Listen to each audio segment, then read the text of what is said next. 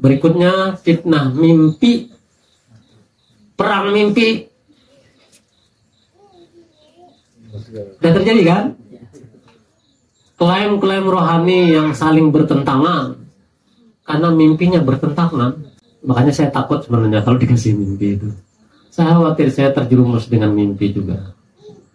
Karena dari awal ketika Muhammad Qasim menyampaikan mimpi-mimpinya itu terkait dengan akhir zaman, saya ada kepikiran waktu itu, jangan-jangan musuhnya juga pakai mimpi. Ini ternyata benar.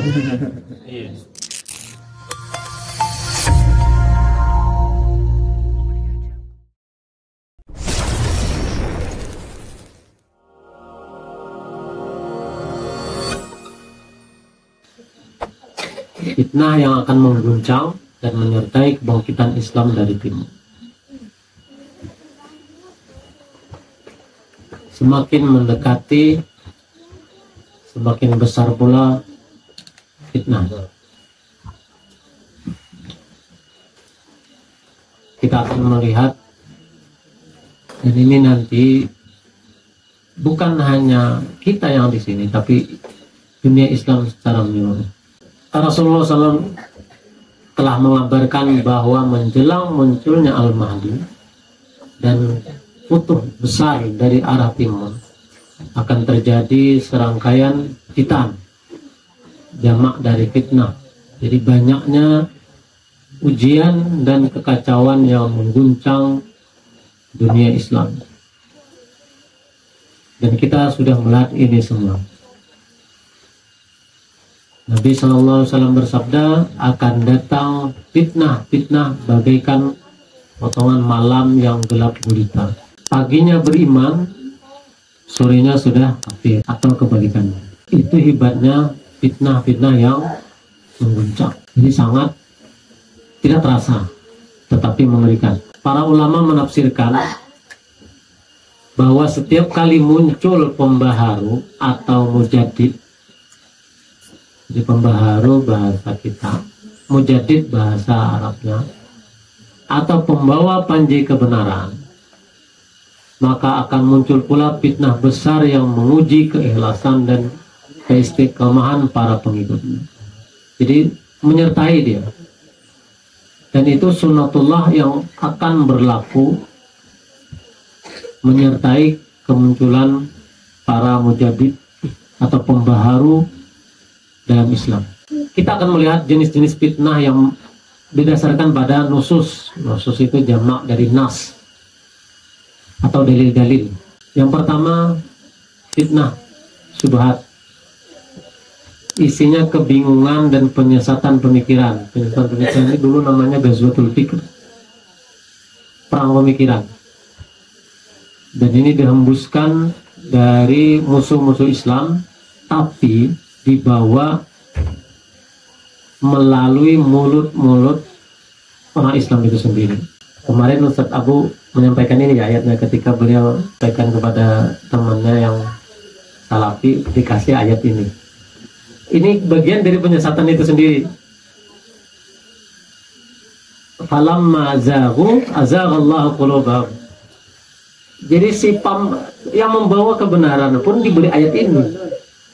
Kan jadinya paradoks ya. Ya sudah, ayatnya ini kan. Falamma zaghu azaghallahu qulubahum. Maka tatkala mereka berpaling dari kebenaran, Allah memalingkan hati mereka. Jadi ayatnya sama. Yang mengatakan kebenaran ini ayatnya, yang dikatakan salah pun ini ayatnya. Maka umat dijadikan bingung dengan hujah ini.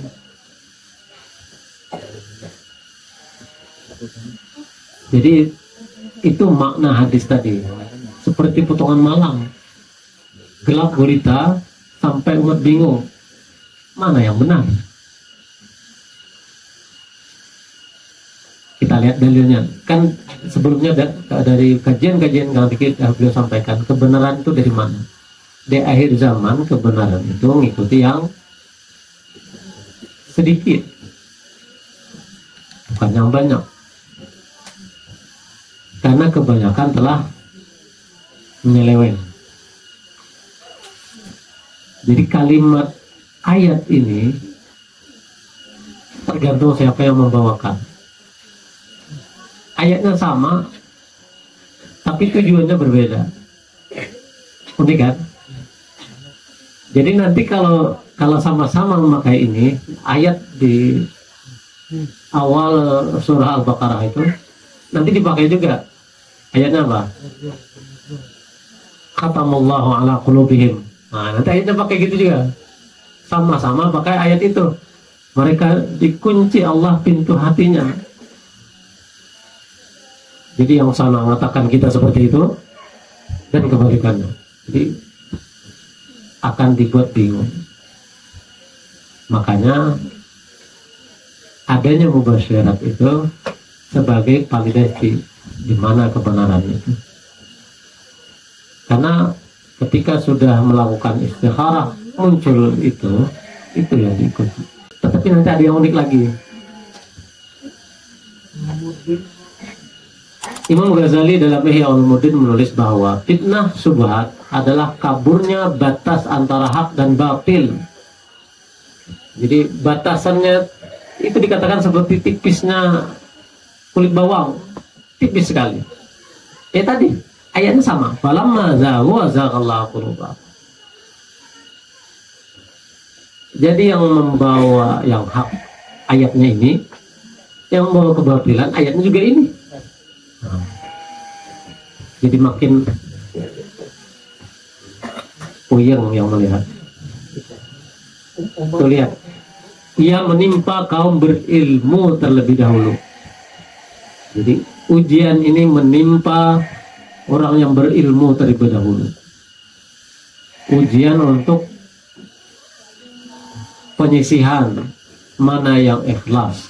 Sampai-sampai di antara kita mayoritas kaum muslimin itu takut mengatakan kalimat ini. Dan itu sudah lama, berlangsung ratusan tahun, mendistorsikan makna jihad itu. Jadi ketika dikatakan kalimat jihad, orang jadi takut.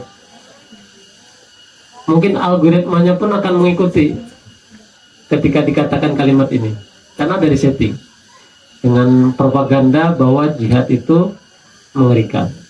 Padahal kita di dalam Islam, jihad itu lebih besar kepada jihad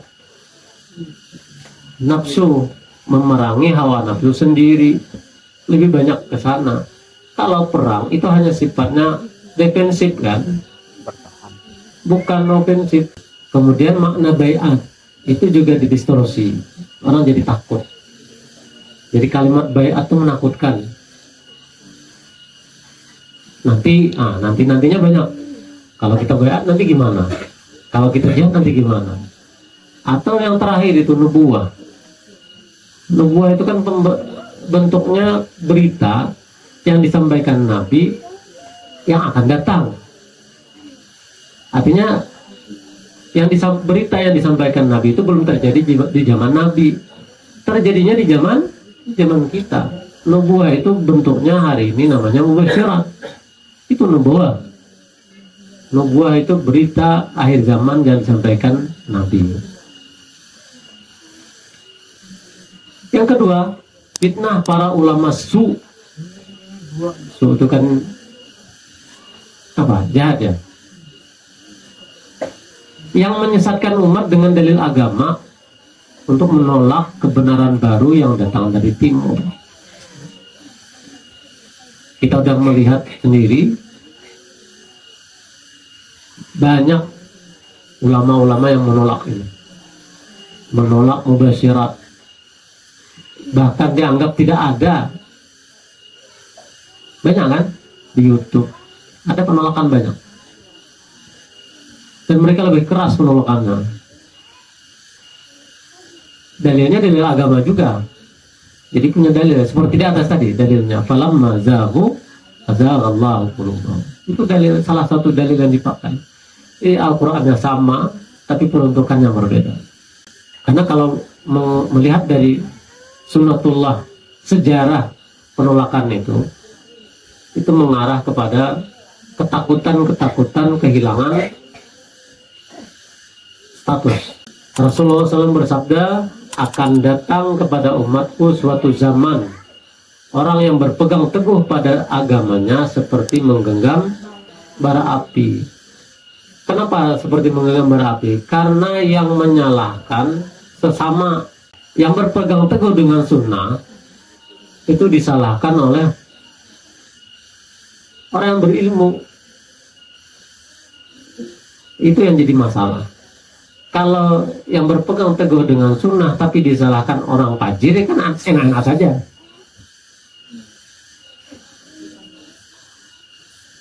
Tapi kalau yang menyalahkan, yang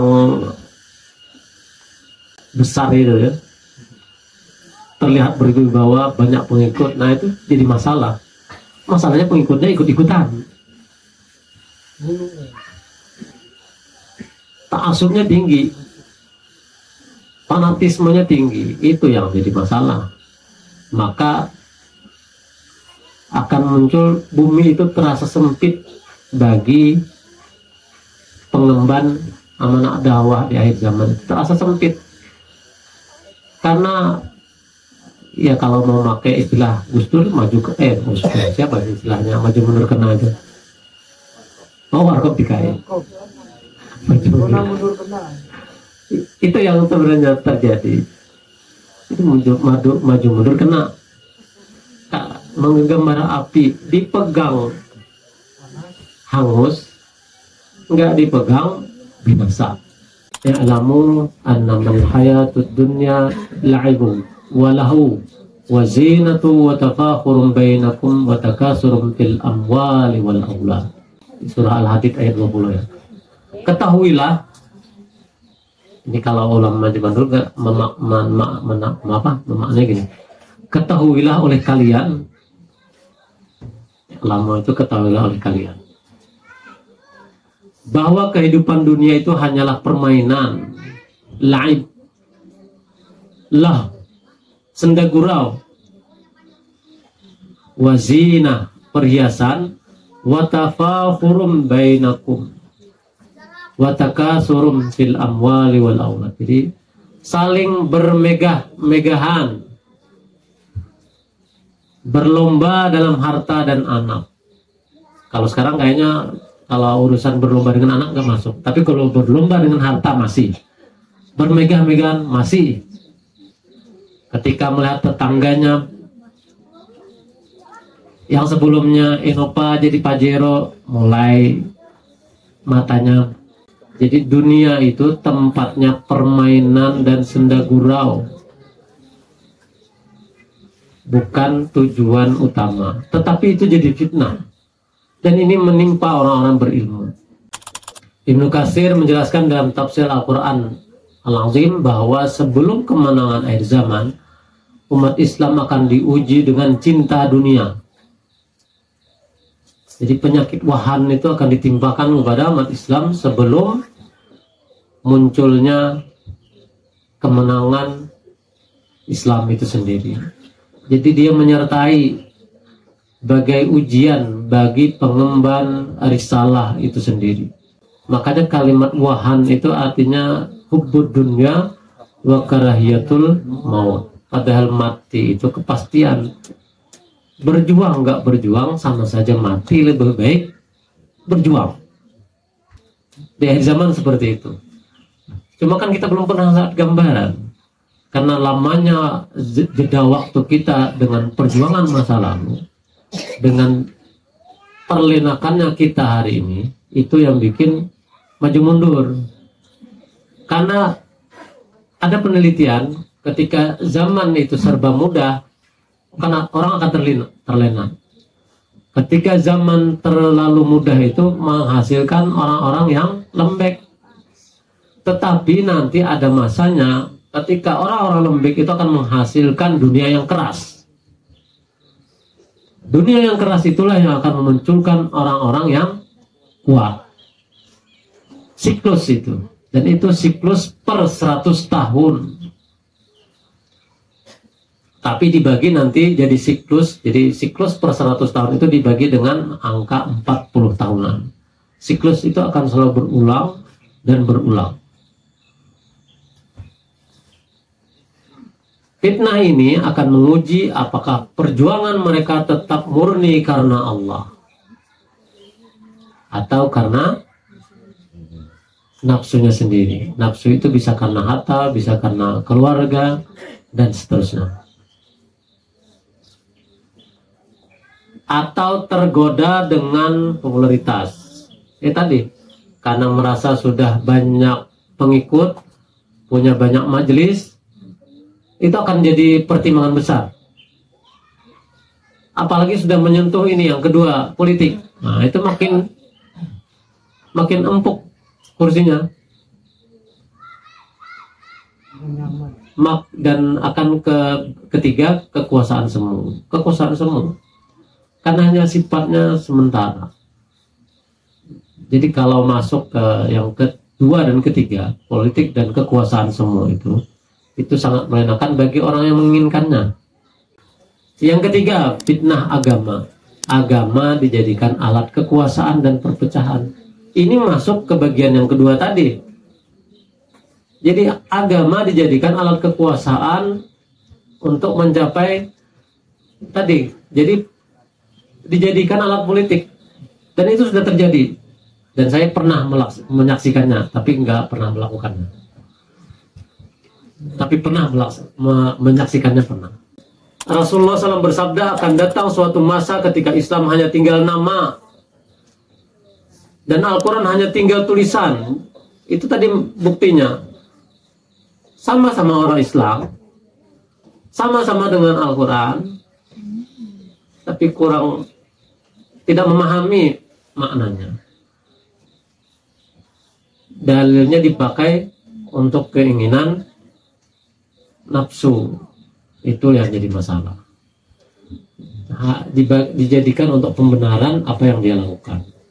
Saya masih ingat dulu waktu kecil semua ulama mengatakan riba itu haram. Tetapi setelah perjalanan waktu, setelah saya dewasa, ternyata mulai banyak ulama yang menghalalkannya.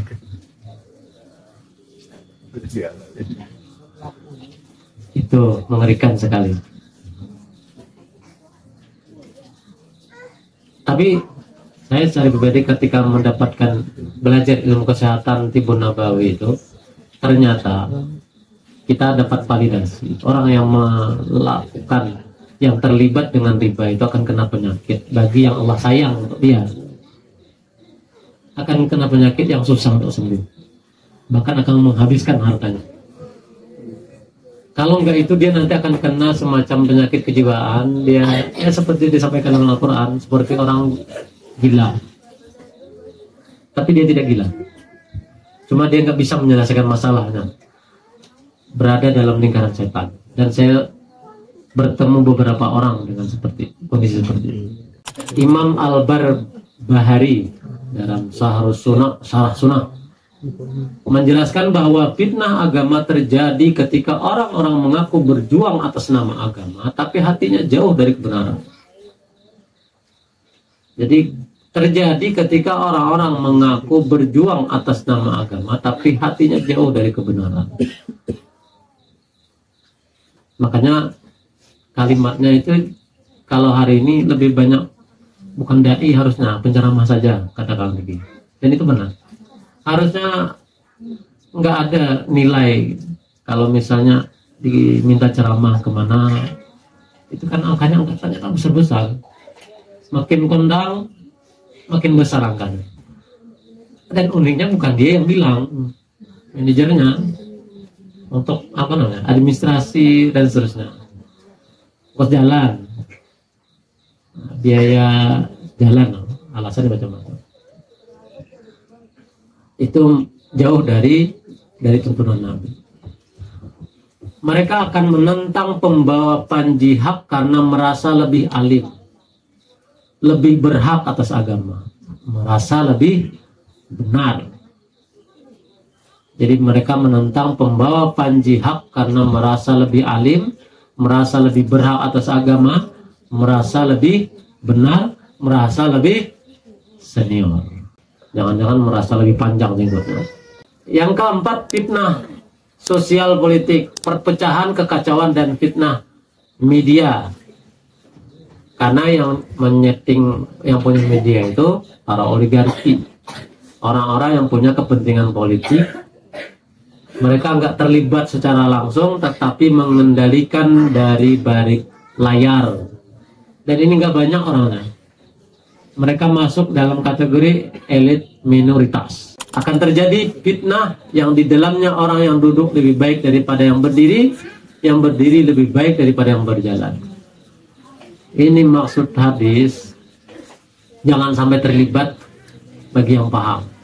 Jangan sampai terlibat, karena ini fitnahnya sudah saling bunuh. Makanya hadis lain itu disuruh mengumpulkan senjata atau pedang atau panah, disuruh dipatahkan supaya jangan terlibat. Karena sudah samar mana yang benar, mana yang salah. Atau bahkan dua-duanya salah. Cuma merasa benar saja. Karena fanatisme. Jadi yang dibela itu hanya asabiyahnya saja. Dan sudah terjadi juga.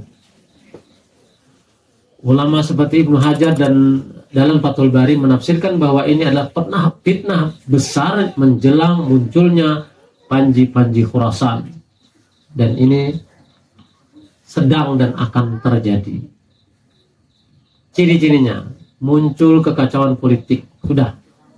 Bukan hanya kita di Indonesia, di berbagai belahan dunia sudah terjadi. Dan terjadi perpecahan internal umat Islam juga. Jadi muncul kekacauan politik itu bukan hanya di Indonesia, tapi di seluruh dunia sudah terjadi.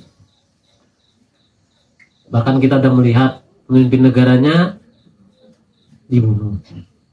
Dan tidak punya pimpinan negara lagi.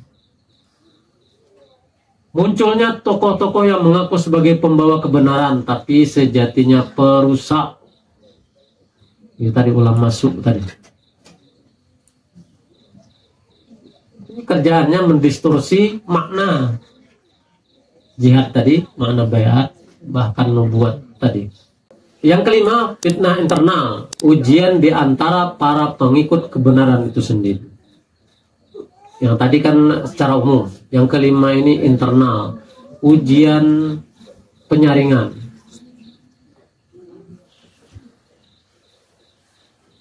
وَلَنَبْلُوَنَّكُمْ بِشَيْءٍ مِّنَ الْخَوْفِ وَالْجُوعِ وَنَقْصٍ مِّنَ الْأَمْوَالِ وَالْأَنفُسِ وَالثَّمَرَاتِ وَبَشِّرِ الصَّابِرِينَ. Dan kami pasti akan menguji kalian dengan sedikit rasa takut, kemudian lapar, dan buah-buahan. Ini makanan maksudnya. Jadi buah-buahan ini apa? Kedulan monyet.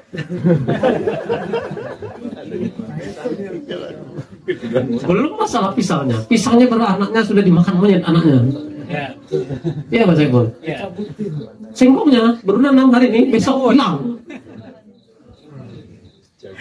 Itu kalimatnya sedikit. Jadi nggak benar-benar lapar kita, nggak benar-benar takut, kekurangan harta pun nggak benar-benar kurang, tapi diuji sedikit saja. Tapi itu sudah cukup menggoncang sebagai ujian. Jadi ketika itu tuh memunculkan perpecahan di antara pengikut, mulai kasak kusuk, kuat gak ya, kuat gak ya, kuat gak ya. Jangan dikira saya juga nggak takut. Ini perselisihan niat dan ego akan muncul seperti itu. Kan seperti yang disampaikan Sayyidina Umar, bahwa ketika lelah, ketika lapar, ketika takut itu akan memunculkan ego masing-masing. Maka sebaiknya kita berdoa saja supaya Allah kuatkan hati kita, supaya Allah lapangkan dada kita. Karena kalau udah lapang, kalau udah kuat, insya Allah aman. Tapi itu semuanya dalam genggaman Allah. Maka yang kita perlukan, kita mendekat kepada Allah sedekat-dekatnya. Yang berikutnya, fitnah mimpi, perang mimpi. Dan terjadi kan? Klaim-klaim rohani yang saling bertentangan karena mimpinya bertentangan. Makanya saya takut sebenarnya kalau dikasih mimpi itu. Saya khawatir saya terjerumus dengan mimpi juga. Karena dari awal ketika Muhammad Qasim menyampaikan mimpi-mimpinya itu terkait dengan akhir zaman, saya ada kepikiran waktu itu, jangan-jangan musuhnya juga pakai mimpi. Ini ternyata benar. Jadi waktu itu saya takut. Jadi ketika teman-teman rame juga mimpi, saya takut sebenarnya di mimpi. Meskipun dapat mimpi juga dikejar buaya. Jadi saya kalau mau tidur itu seperti yang dianjurkan teman-teman, wudhu kan. Tujuan saya supaya jangan mimpi. Saya takut, beneran takut. Pas dikejar buaya, salah makan, takut lagi. Karena buaya besar sekali. Kan tafsirnya itu ujian besar kan. Imam Ibn Athaillah dalam Hikam menulis, tidak setiap yang dibukakan bagimu cahaya adalah tanda kamu diterima. Kadang itu hanya ujian untuk menguji kejujuran niatmu. Jadi yang niatnya ingin uzlah, ingin berjuang, itu diuji. Ujian terberatnya ini, ujian cahaya kemarin ya. Itu ujian terberat. Kalau ujian sakit kan masih kuat kita doanya dengan Allah.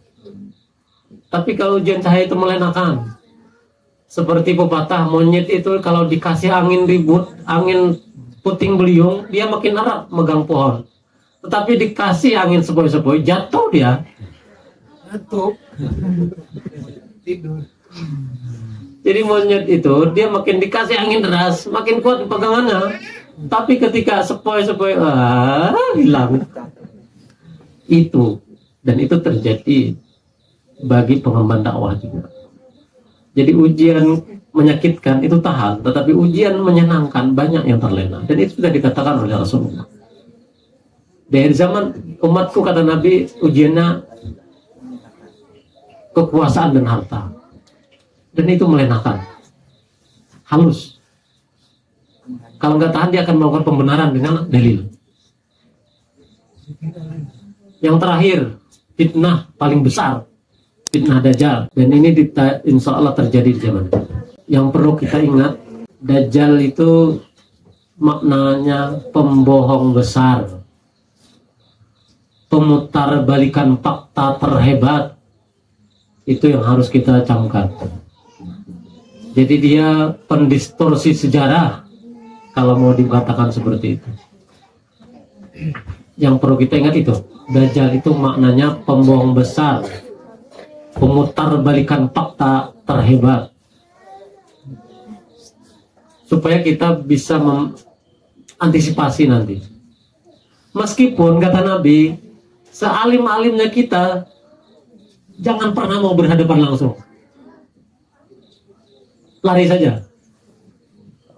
Karena ada buktinya. Baru Dajjal kecil, yang kemarin siapa yang di India itu? Sai Baba. Itu ada seorang hafiz Quran, dia tafsirnya banyak, hadisnya banyak, menentang. Sampai sana ngikut. Baru sekelas Sai Baba. Belum yang asli ngikut, dan pengikutnya Sai Baba itu sampai ke Indonesia, ada di Sulawesi banyak. Daerah Manado. Jadi dia menyatukan semua agama. Sai Baba itu semua agama pengikutnya ada. Artinya nanti yang Kang Diki sampaikan, Dajjal itu nanti semua ada itu bisa menyatukan berbagai macam golongan, itu benar. Sudah ada contohnya, baru Dajjal kecil. Sai Baba itu kan Dajjal kecil saja, tapi pengikutnya udah banyak. Banyak sekali. Kata Nabi, tidak ada fitnah yang lebih besar sejak diciptakan Adam hingga hari kiamat selain fitnah Dajjal. Makanya wajar harus Sayyidina Anas ketakutan ketika Nabi mengatakan tidak ada lagi nubuah setelah beliau wafat. Untung ada pengecualian satu ya, 1/46 ya. Untung masih ada disisakan satu, yaitu mubasyarah. Kalau enggak itu, wah, mengerikan sekali. Kita berhadapan dengan musuh yang paling mengerikan. Enggak ada nabi di antara kita. Gimana kalau enggak ada petunjuk? Mengerikan sekali.